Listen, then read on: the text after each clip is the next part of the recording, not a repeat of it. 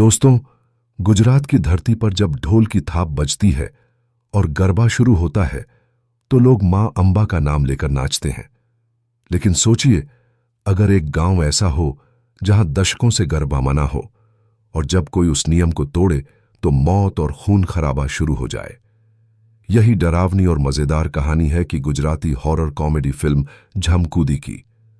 आज मैं आपको इसकी पूरी कहानी विस्तार से बताऊंगा, शुरुआत से लेकर क्लाइमैक्स तक। तो तैयार हो जाइए डर और हंसी के सफर के लिए। कहानी शुरू होती है रानीवाड़ा गांव से।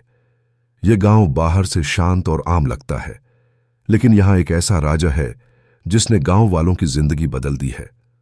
गांव में दशकों से नवरात्रि और गरबा नहीं मनाया गया। गांव की मान्यता है कि अगर ढोल बजेगा और गरबा होगा तो झमकुड़ी नाम की चुड़ैल जाग जाएगी। गांव के बुजुर्ग बताते हैं, बेटा, झमकुड़ी का नाम मत लेना। यह गांव उसी के डर में जी रहा है। यहीं पर आते हैं दो नए किरदार।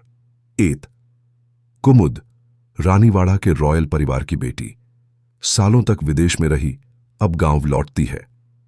2, बबलो, शहर का एक रियल एस्टेट एजेंट, स्वभाव से मजाकिया और थोड़े बेफिक्र।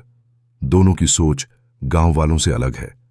कुमुद गांव की परंपरा को समझना चाहती है, जबकि बबलो डर को मजाक में उड़ाता है। एक दिन गांव में कुछ लोग गरबा करने की जिद करते हैं। ढोल नगाड़े बजते हैं, औरतें नाचती हैं। लेकिन जैसे ही रात गहराती है, अजीब घटनाएं होने लगती हैं। कोई हवा में उड़ती छाया देखता है, किसी को औरत की हंसी सुनाई देती है और एक युवक रहस्यमयी तरीके से मारा जाता है। गांव में अफरा तफरी मच जाती है। अब फिल्म हॉरर और कॉमेडी का बैलेंस दिखाती है। बबलो हर डरावनी घटना को देखकर डर तो जाता है, लेकिन उसकी हरकतें दर्शकों को हंसा भी देती हैं। कभी वह मंदिर में जाकर डर के मारे सो जाता है, कभी चुड़ैल का नाम सुनकर बेहोश हो जाता है। इधर कुमुद गंभीरता से रहस्य सुलझाने में लगी है। कुमुद और बबलो गांव की पुरानी कहानियां तलाशते हैं। उन्हें पता चलता है कि झमकुड़ी कोई साधारण चुड़ैल नहीं है।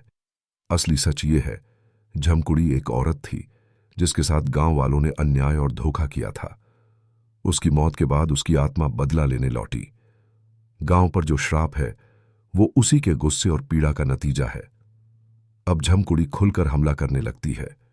रात को पेड़ों पर लटकते साए दिखते हैं, घरों के दरवाजे अपने आप बंद हो जाते हैं। औरतें अचानक से झूमकर बोलने लगती हैं, जैसे किसी ने उन पर काबू पा लिया हो। सबसे डरावना पल तब आता है जब गरबा के बीच अचानक चुड़ैल की हंसी गूंजती है और सारे दीपक बुझ जाते हैं। अब कहानी पहुंचती है क्लाइमैक्स पर।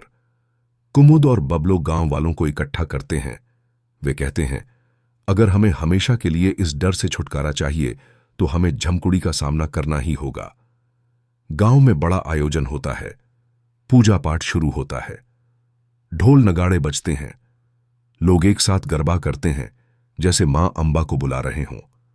झमकुड़ी की आत्मा प्रकट होती है और चारों तरफ आतंक मचाती है। वो लोगों को डराती है, चीजें तोड़ती है, लेकिन इस बार गांव वाले पीछे नहीं हटते। कुमुद और बबलो उसे इंसाफ का एहसास कराते हैं।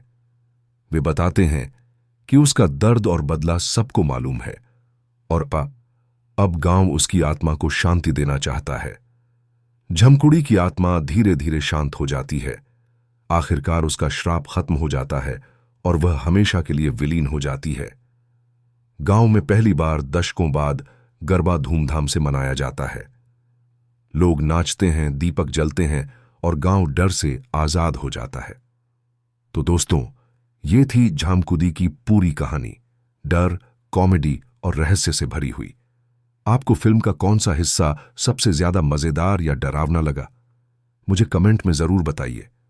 और अगर आपको ये एक्सप्लेन वीडियो पसंद आया हो तो वीडियो को लाइक कीजिए, चैनल को सब्सक्राइब कीजिए और बेल आइकन दबाइए ताकि आपको अगली कहानी सबसे पहले मिले।